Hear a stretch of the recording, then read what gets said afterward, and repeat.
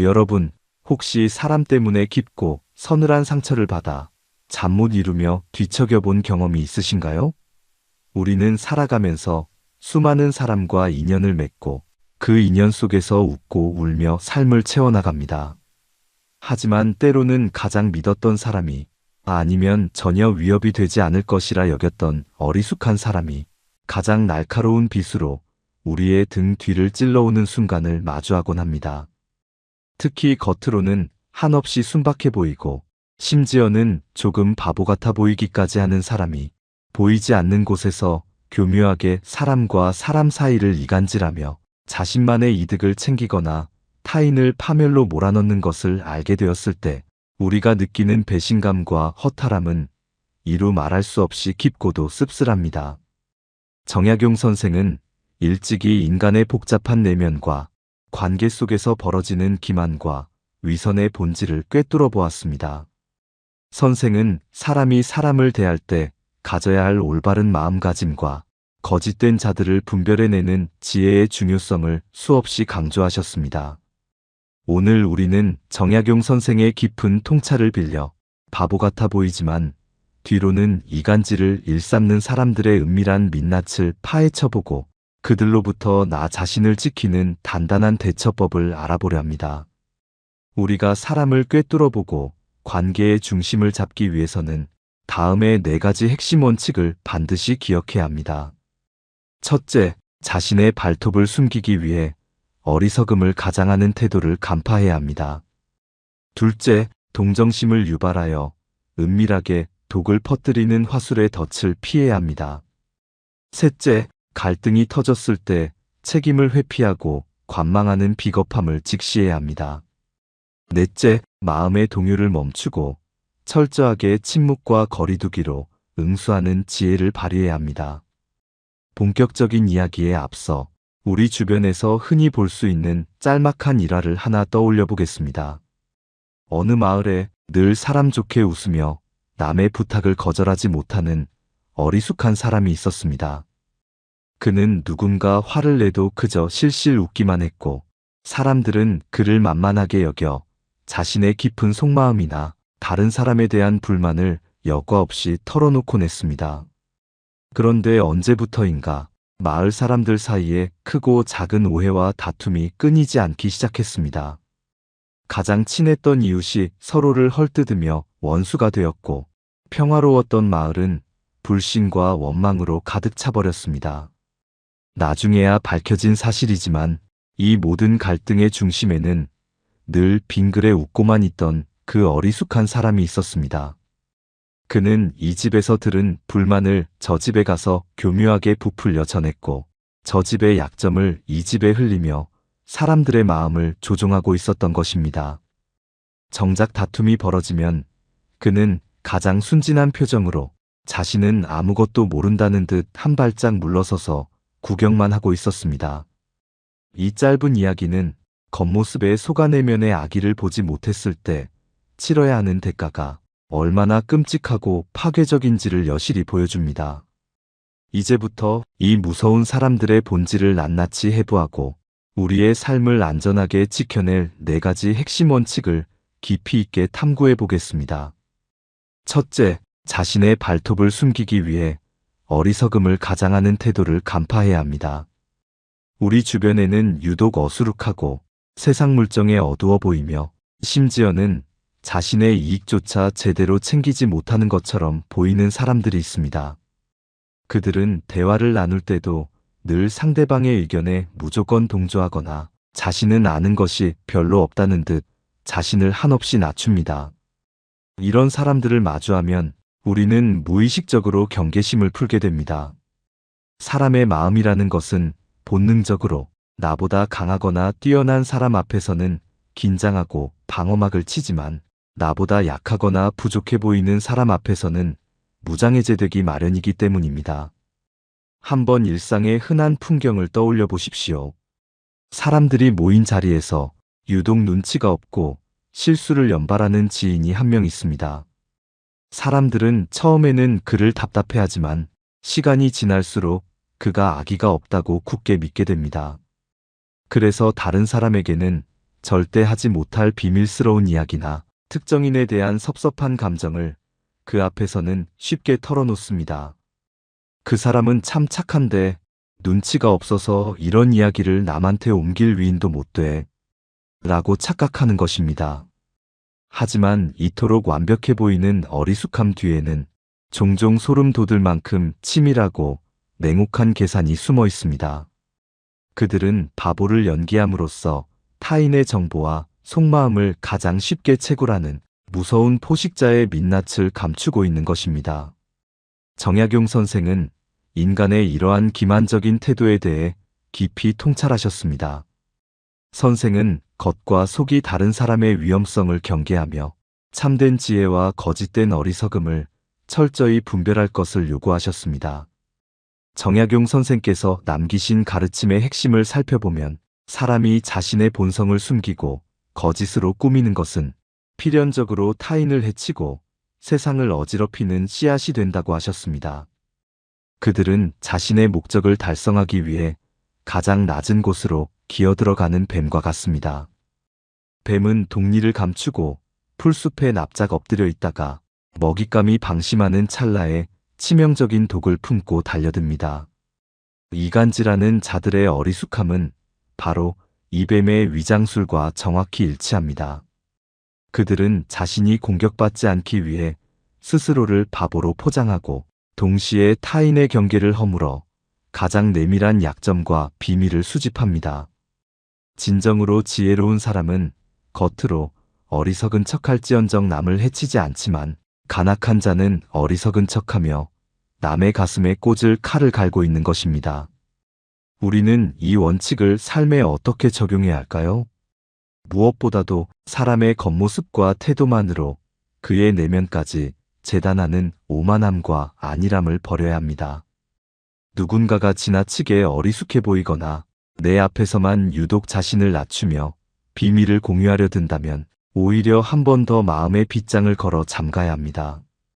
그 사람이 정말로 선량하고 순박한 사람일 수도 있지만 나의 말 한마디가 언제 어떻게 왜곡되어 다른 사람의 귀에 들어갈지 모른다는 건강한 의심과 경계를 놓아서는 안 됩니다. 말을 하기 전에는 항상 이 말이 내일 온 동네 사람들의 귀에 들어가도 내가 당당할 수 있는가? 를 스스로에게 물어보십시오. 아무리 상대가 만만해 보이고 입이 무거워 보일지라도 타인에 대한 험담이나 치명적인 약점은 절대로 입 밖으로 꺼내지 않는 것이 가장 안전한 방어책입니다.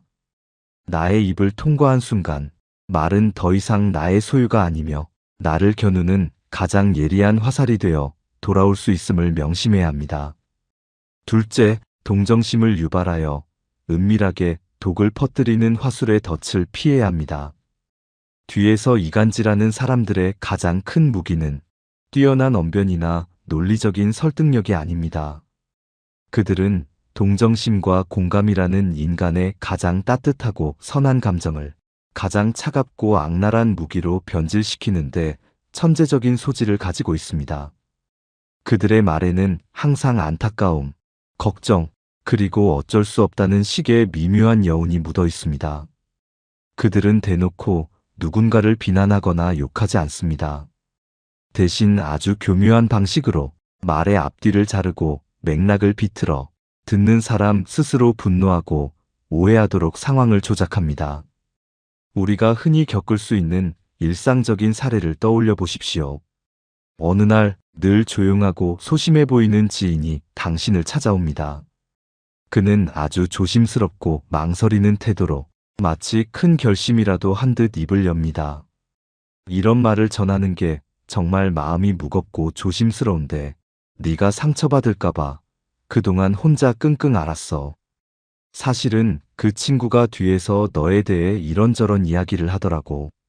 나는 네 편이라서 너무 화가 났지만 싸움을 만들고 싶지 않아서 참았어. 너도 알고는 있어야 할 것 같아서 용기 내서 말하는 거야. 이 말을 듣는 순간 당신은 어떻게 반응하게 될까요?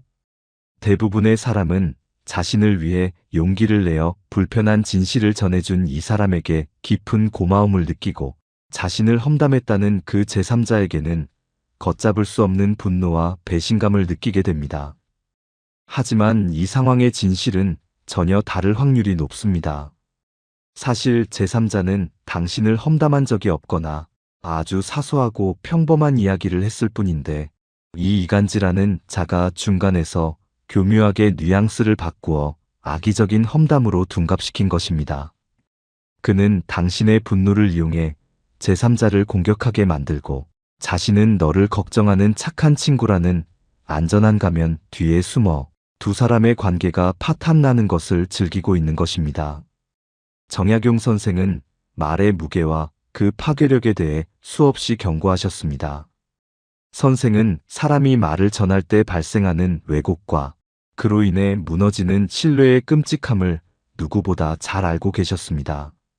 정약용 선생의 지혜를 빌려 이 상황을 분석해보면 참된 관계란 직접적인 소통과 흔들림 없는 믿음 위에 세워져야 한다는 것을 알 수 있습니다.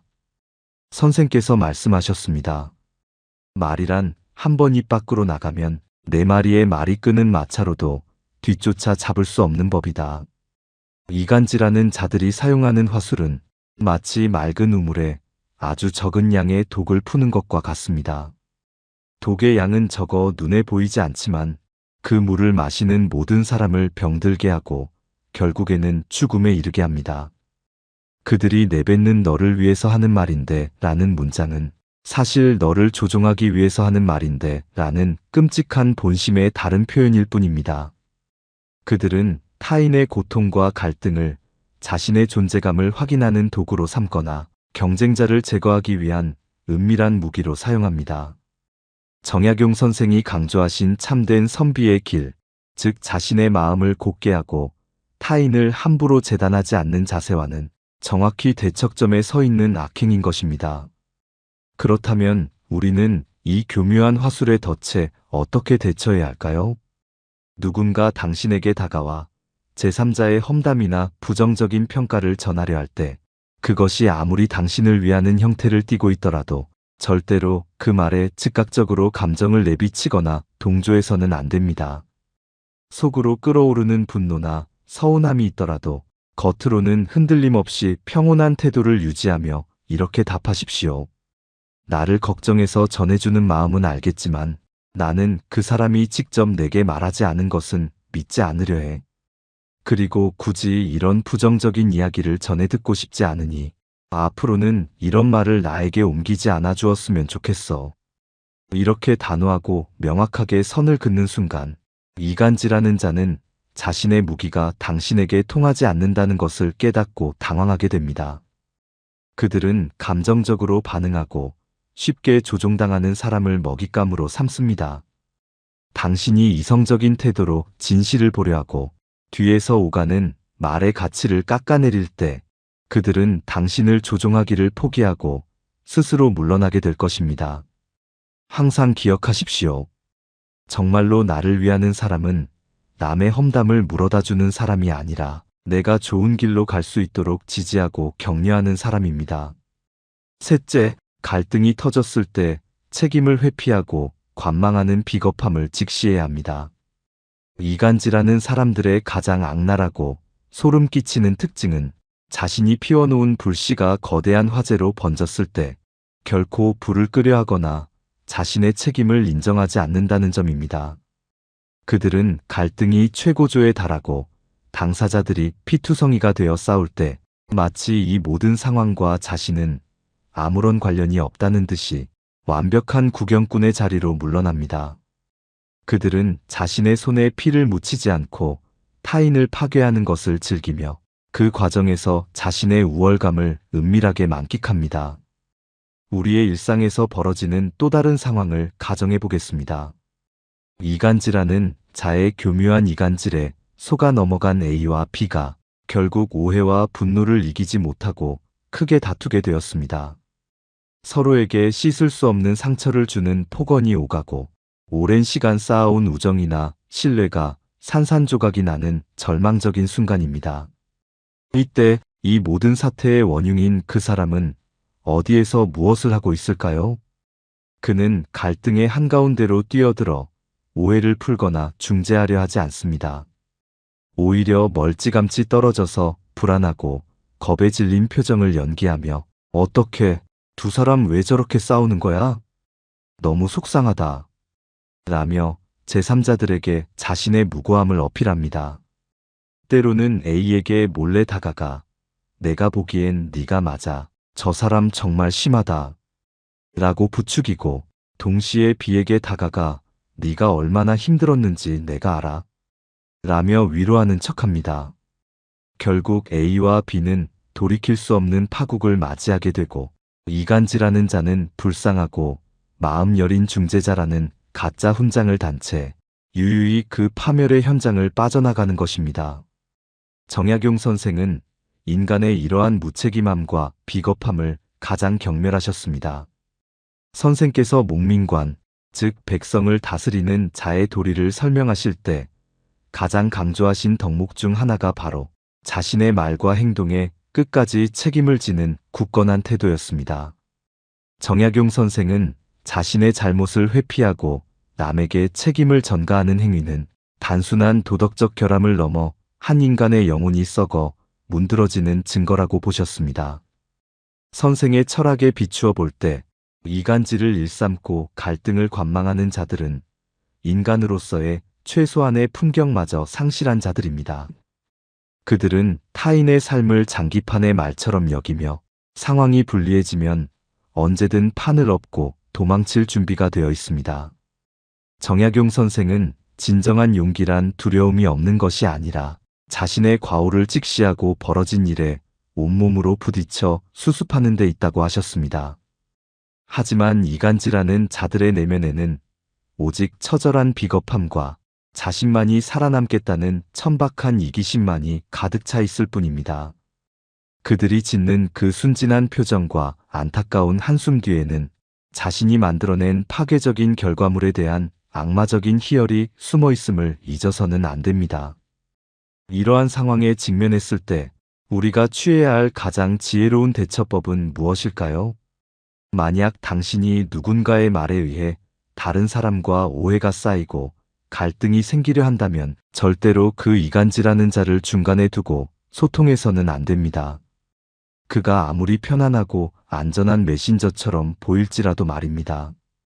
오해가 생겼다면 반드시 그 오해의 당사자인 상대방을 직접 대면하여 사실을 확인해야 합니다. 내가 이런저런 이야기를 전해 들었는데 그것이 당신의 진심인지 직접 묻고 싶습니다. 라고 정면으로 돌파하십시오. 이처럼 당사자 간의 투명하고 직접적인 대면이 이루어지는 순간 이간질하는 자가 짜놓은 거짓의 거미줄은 순식간에 불타 없어집니다.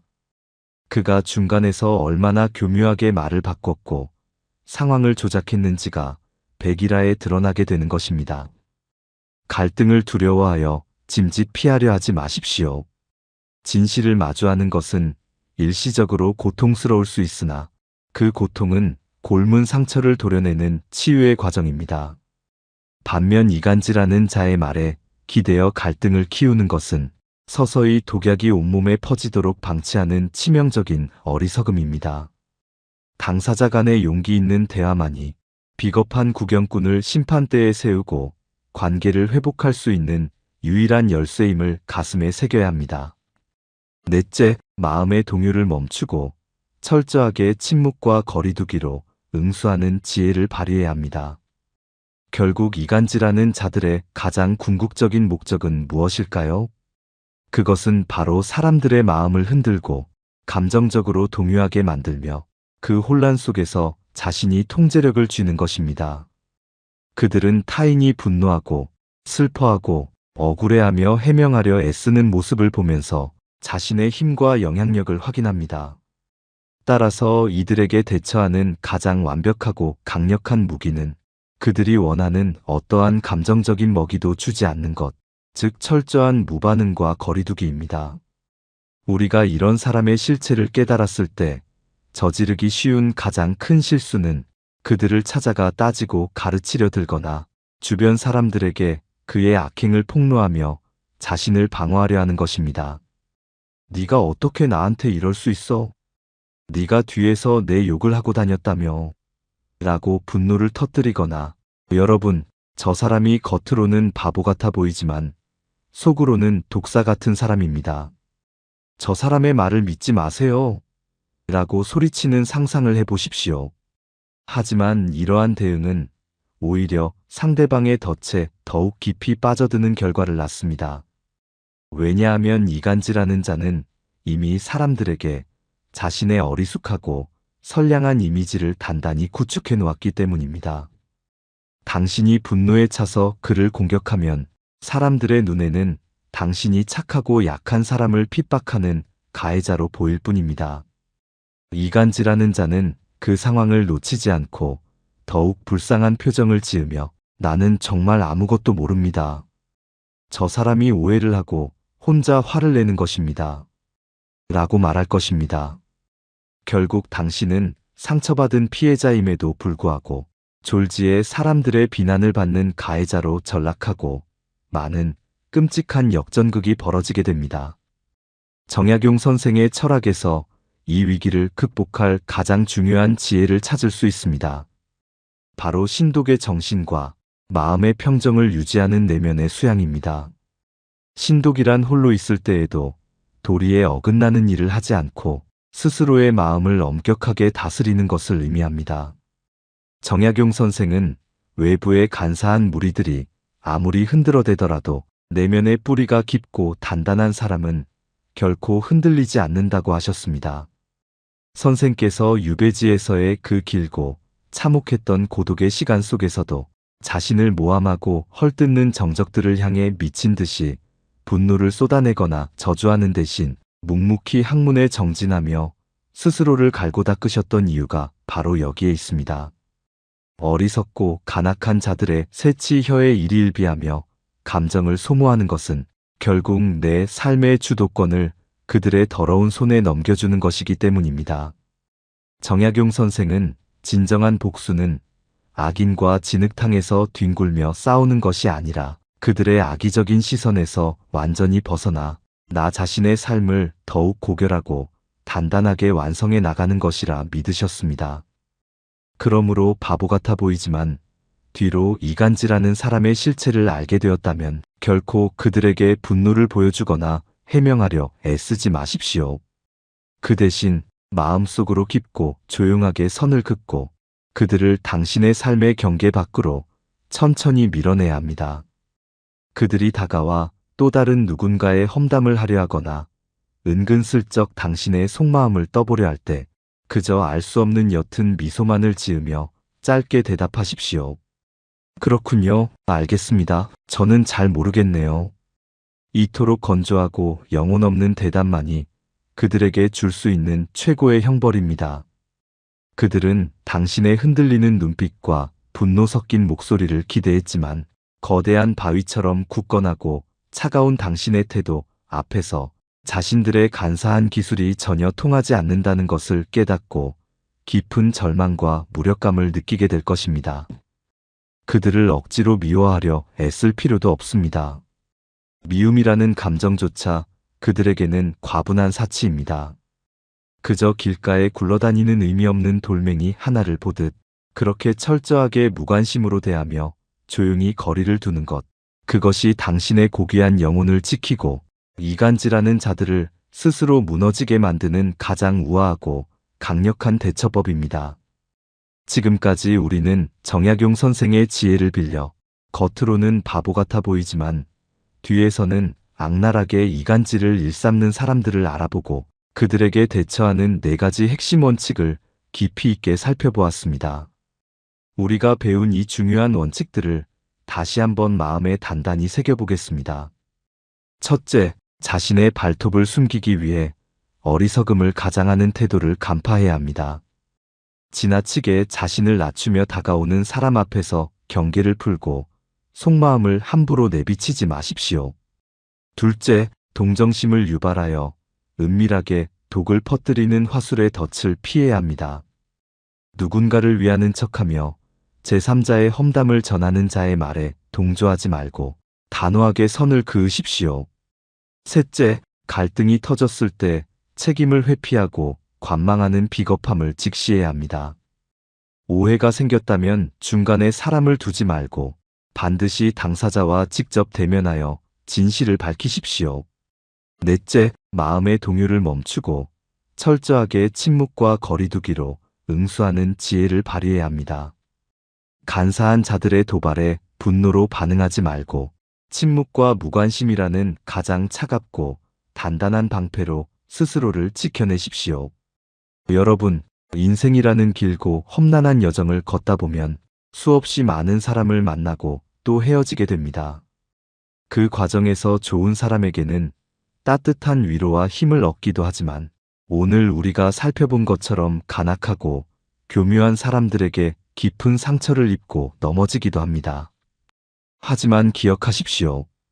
당신이 누군가에게 속아 상처받았다면 그것은 당신이 어리석거나 부족해서가 아닙니다. 당신은 그저 인간에 대한 기본적인 믿음과 선의를 가지고 있었을 뿐이며 그 아름다운 마음을 짓밟고 악용한 자들의 죄악이 무겁고 추악할 뿐입니다. 정약용 선생께서 평생을 통해 강조하신 것처럼 우리가 진정으로 두려워해야 할 것은 외부의 간사한 무리들이 주는 상처가 아닙니다. 우리가 가장 두려워해야 할 것은 그 상처로 인해 세상과 사람에 대한 믿음을 완전히 잃어버리고 내 마음속에 분노와 증오라는 독버섯을 키워 결국 나 자신마저 그들과 똑같은 어둠 속으로 빠져드는 것입니다. 누군가 당신의 등 뒤에서 칼을 겨누고 이간질을 하려 든다면 당당하게 어깨를 펴고 그들의 비겁한 시선 너머로 시선을 돌리십시오. 당신의 가치는 그들의 더러운 혀끝에서 결정되는 것이 아니라 당신이 하루하루 쌓아 올리는 묵묵한 걸음과 진실된 삶의 태도에 의해 증명되는 것입니다. 오늘 스스로에게 이 질문을 한번 던져보시기 바랍니다. 나는 다른 사람의 말에 쉽게 흔들려 소중한 인연을 의심한 적은 없는가? 그리고 나는 누군가에게 나의 속마음을 지키기 위해 적당한 거리를 유지할 용기를 가지고 있는가?